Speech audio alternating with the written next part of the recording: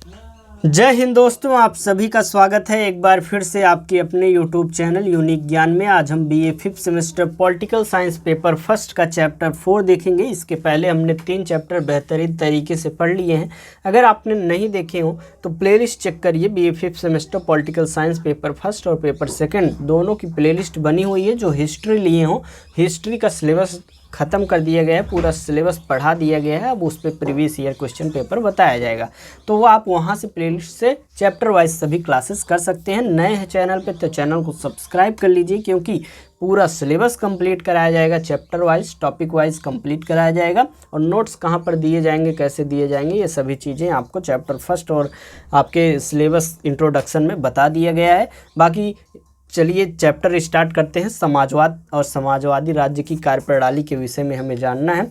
PDF notes के विषय में, आपके सभी प्रश्नों के विषय में लास्ट में हम आपको आंसर दे देंगे। तो सबसे पहले हम समझेंगे समाजवाद को। समाजवाद क्या है, फिर समाजवादी का राज्य की जो कार्यप्रणाली है उसको हम समझेंगे। इसके पहले चैप्टर में हमने आपको पूंजीवाद विचारधारा के विषय में समझाया हुआ था, जिसमें स्वामित्व पूरा का पूरा निजी हाथों में रहता है और अधिक से अधिक लाभ कमाना उसका उद्देश्य होता है। परंतु जो समाजवाद है, समाजवाद का उद्देश्य सामाजिक हितों को देखना, लोक कल्याण के कार्य करना और समानता और सामाजिक न्याय को स्थापित करना और आर्थिक असमानता को एक प्रकार से समाप्त करना, इसका मुख्य उद्देश्य होता है। तो समाजवाद को हम समझें तो समाजवाद जो है एक सामाजिक, आर्थिक और राजनीतिक विचारधारा है। कैसी विचारधारा है? सामाजिक, आर्थिक और राजनीतिक विचारधारा है, जिसका मुख्य उद्देश्य क्या होता है? समानता, सामाजिक न्याय को स्थापित करना। अर्थात इसका मुख्य उद्देश्य क्या होता है? समानता को और सामाजिक न्याय को स्थापित करना,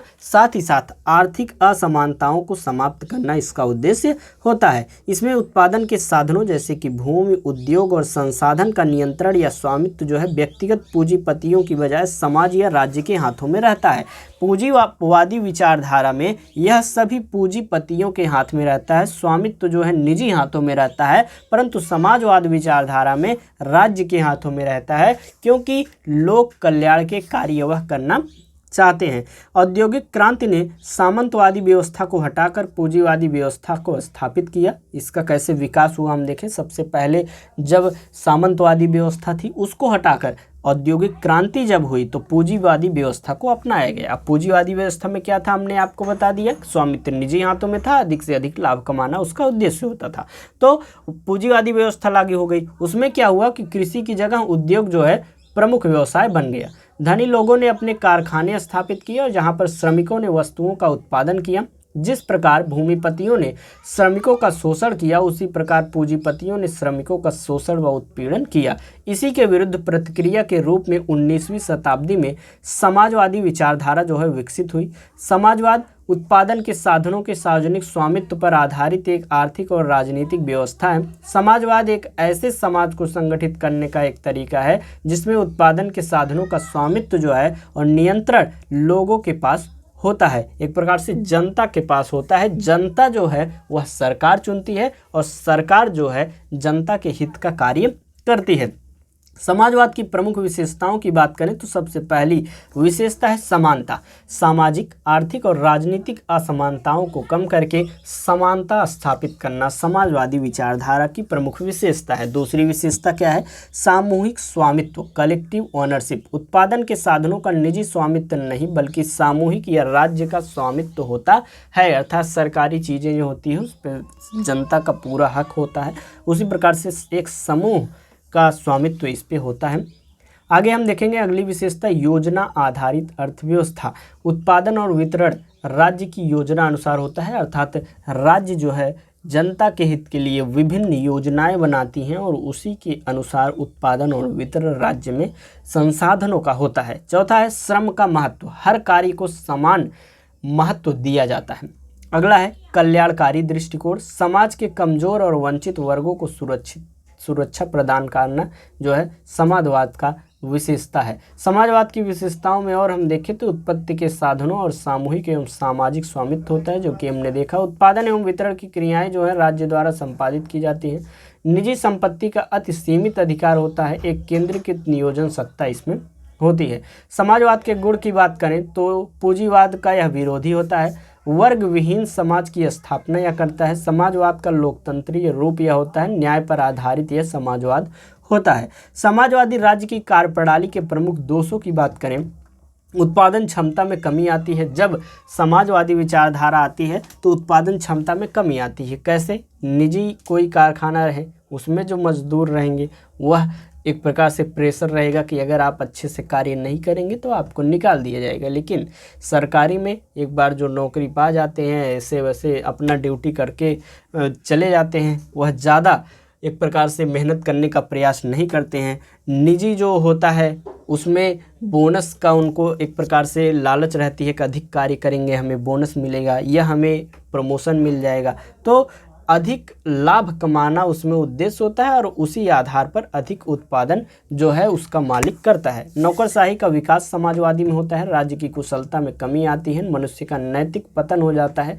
व्यक्तिवादी स्वतंत्रता का अंत एक प्रकार से इसमें हो जाता है समाजवादी राज्य की कार्यप्रणाली में। अभी तो हमने समाजवादी राज्य की कार्यप्रणाली को पढ़ा ही नहीं, दोष हमने पढ़ लिया। अब हम पढ़ लेते हैं इसके निष्कर्ष के रूप में हम समझें समाजवाद के, तो समाजवाद का उद्देश्य एक ऐसे राज्य और समाज का निर्माण करना है जिसमें शोषण न हो, संसाधनों का समान बंटवारा हो और हर व्यक्ति को गरिमामय जीवन जीने का अवसर मिले। समाजवादी राज्य की कार्यप्रणाली को समझें तो समाजवादी राज्य जो है उसका मुख्य उद्देश्य जनता की भलाई करना और सभी के लिए समान अवसर उपलब्ध कराना होता है। इसकी कार्यप्रणाली निम्न प्रकार की होती है। सबसे पहली कार्यप्रणाली है आर्थिक क्षेत्र में कार्यप्रणाली। उत्पादन के साधन राज्य या समाज के नियंत्रण में होते हैं, अर्थात उत्पादन के जो भी साधन हैं वह किसके नियंत्रण में है? राज्य के नियंत्रण में है या समाज के नियंत्रण में, जनता के नियंत्रण में होता है। योजनाबद्ध विकास इसमें होता है, जैसे कि 5 ईयर प्लान्स लाए गए।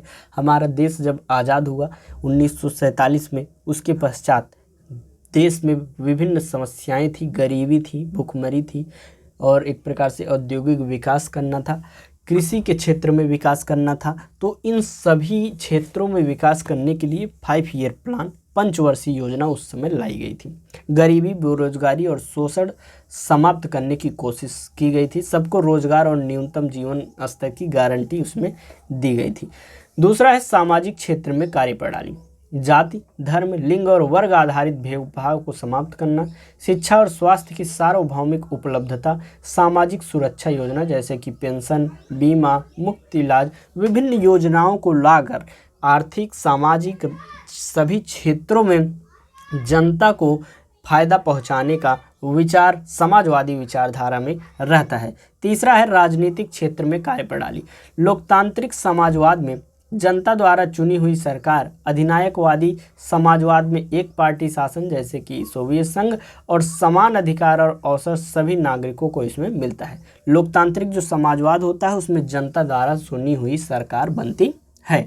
आपने ये सभी चीज़ें देख ली, उसकी कार्यप्रणाली देख ली। चौथा है सांस्कृतिक क्षेत्र में कार्यप्रणाली को हम समझें तो सांस्कृतिक गतिविधियों में समान अवसर, अंधविश्वास और संकीर्णताओं का विरोध करना इसमें और वैज्ञानिक दृष्टिकोण को इसमें बढ़ावा देने का कार्य किया जाता है। अगर आपको अभी तक जो भी टॉपिक्स पढ़ाए गए उसमें कोई भी डाउट हो तो उसको पूरा लेक्चर देखने के बाद कमेंट कर सकते हैं। अभी तक हमने क्या क्या चीज़ें समझी, समाजवाद विचारधारा क्या है, उसके उद्देश्य क्या हैं, समाजवाद विचारधारा के महत्व क्या हैं, उसकी विशेषताएं क्या हैं, उसमें दोष क्या हैं। उसके बाद हमने पढ़ा समाजवादी विचारधारा कि राज्य में कार्यकारिणी क्या है, उसके दोष हमने पढ़े। अब हम पढ़ेंगे काल्पनिक समाजवाद, यूटोपियन सोशलिज्म, जो कि बहुत ज़्यादा पूछे जा रहे हैं पिछले पेपरों में। अभी हम क्वेश्चन पेपर सॉल्व कराएंगे तो आपको देखने को मिलेगा जो जो टॉपिक यहाँ पर पढ़ाए जा रहे हैं चैप्टर वाइज सभी आपको उस क्वेश्चन पेपर में देखने को मिल जाएंगे। तो काल्पनिक समाजवाद को हम समझेंगे, उसके बाद हमारा यह चैप्टर होगा समाप्त। नेक्स्ट चैप्टर आपका कल आएगा। वीडियो को लाइक अवश्य कर दिए करिए, जो कि हमने आपको बताया कि कोई भी डाउट किसी भी पॉइंट पे आपको आए कमेंट करके पूछ लिया करिए और पूरी क्लास देखने के पास बताया अवश्य करिए कि क्लास आपको कैसी लगी। आपका और मेरा जैसे कि जब बना रहेगा कनेक्शन, आप बताते रहेंगे क्लास हमें समझ में आ रही है, किस टॉपिक में क्या दिक्कत आ रही, तभी आप अच्छे से आपको हम क्लासेस करवा पाएंगे। क्लासेस तो हम अपने मन से ऐसे करवाते चले जाएं, परंतु आपके जो एक प्रकार से इंटरेक्शन है वो ना हो पाए तो क्लास एक ही तरफ चलती रहेगी, मेरे विचार से ही चलती रहेगी। आपके विचार भी इसमें शामिल होने बहुत आवश्यक है, तो आप कमेंट अवश्य करिए करिए। चलिए देखते हैं काल्पनिक समाजवाद के विषय में, यूटोपियन सोशलिज्म के विषय में। समाजवाद का बहुत पुराना यह विचार है। हम इसके चिन्ह धार्मिक ग्रंथों में ढूंढ सकते हैं, जहां सामाजिक न्याय के आदर्श निर्धारित किए जाते हैं। इस प्रकार के विचारों का विस्तृत उल्लेख प्लेटो की रिपब्लिक में देखा जा सकता है, जहां पर उसने एक आदर्श राज्यों के संरक्षकों के लिए जीवन के समुदायवादी ढंग को मान्यता दी हुई थी। जैसे कि किसी ने विचार बना लिया कि हमारा जो राज्य हो एक आदर्शवादी हो, एक आदर्श उन्होंने निश्चित कर दिया गया, लेकिन वह काल्पनिक है। ऐसा कभी हो नहीं सकता है कि सभी लोग किसी का दूसरा चाहे ही ना, मतलब बुरा चाहे ही ना, लोग दूसरों से ईर्ष्या ना करें, सभी का साथ दें। ऐसा विचार रखना संभव ही नहीं है। तो ऐसा काल्पनिक समाजवाद में ही हो सकता है। काल्पनिक समाजवाद की विशेषताओं की बात करें तो सबसे पहला है, इन विचारकों ने इस आधार सूत्र को माना है कि सभी लोग अपनी मानवता के कारण समान प्रतिष्ठा रखते हैं तथा उनके बीच स्वाभाविक अंतर कुछ भी हो, जहां उनके अधिकार व कर्तव्यों का संबंध है वे समान है। अर्थात कोई भी व्यक्ति हो, किसी भी स्वभाव का हो, किसी भी विचार का हो, परंतु उसके अधिकार कर्तव्य सब एक समान है सभी लोगों के। दूसरा है, उन्होंने एक औद्योगिक समाज की परिकल्पना करने का प्रयास किया जिसमें आर्थिक अवसर की समानता होगी, अर्थात आर्थिक स्थिति में सभी लोग समान होंगे। अभी के समय में देख लिए, कोई अंबानी है, कोई ऐसा है कि खाने को ही नहीं पा रहा है, दिन भर महीने भर कैसे कैसे अपने जीवन यापन लोग कर रहे हैं। तो आर्थिक समानता होना तो आवश्यक है ही, पर करने का सरकार प्रयास भी कर रही है विभिन्न योजनाओं के द्वारा, लेकिन हो नहीं पा रहा है। तीसरी विशेषता क्या है उनका? अगला प्रश्न यह था कि किस प्रकार ऐसा सामाजिक संगठन उत्पन्न किया जाए जो प्रकृति की शक्तियों को पूर्ण भूमिका प्रदान करें। चौथी है, उन्होंने निर्धनता को समाज की सभी बुराइयों का प्रमुख स्रोत तथा निजी संपत्ति को निर्धनता का मुख्य कारण माना हुआ है, अर्थात निजी संपत्ति लोग रखने लगे हैं तो इकट्ठा करते जाते हैं, कमाते जाते हैं, अमीर अधिक से अधिक अमीर होता जाता है, गरीबों का शोषण करके गरीब अधिक से अधिक गरीब होते जाते हैं। निजी संपत्ति न हो, ऐसा उन लोगों का विचारधारा है कि निजी संपत्ति न हो तो निर्धनता ना आए, और निर्धनता ना आए तो विभिन्न जो बुराइयां हैं, अर्थात वह कहते हैं कि जैसे कि अगर किसी व्यक्ति के पास पैसा नहीं है, उसके पास खाने की कमी है, तो वह क्या करेगा? या तो मेहनत करेगा, लेकिन आसानी से वह क्या चाहेगा? किसी का छीन ले, किसी का चोरी कर ले, डकैती डाल दे या किसी की हत्या कर दे। तो यह सभी बुराइयां निर्धनता से ही होकर आती हैं। आज बहुत सारे बच्चे जो है ये गुंडाई करने लगते हैं, पैसा है नहीं, बस गुंडाई करेंगे कि हाँ हम इनको मार देंगे, आओ इनको मार देंगे। तो ये सब विचारधारा निर्धनता से ही आती है। हमें आशा है कि आपको यह समाजवाद जो टॉपिक है अच्छे से समझ में आया होगा। बाकी आपको बता दें कि क्लासेस के नोट्स कहाँ पर मिलेंगे, जो फ्री ऑफ कॉस्ट दिए जाते हैं इस चैनल पर मिलेंगे। डिस्कशन आप इस ग्रुप में ज्वाइन होकर कर सकते हैं, बच्चे आपस में डिस्कस, बच्चे ये सब करते हैं, यहाँ पर आप ज्वाइन हो सकते हैं। सभी का लिंक आपको डिस्क्रिप्शन बॉक्स में दिया गया है।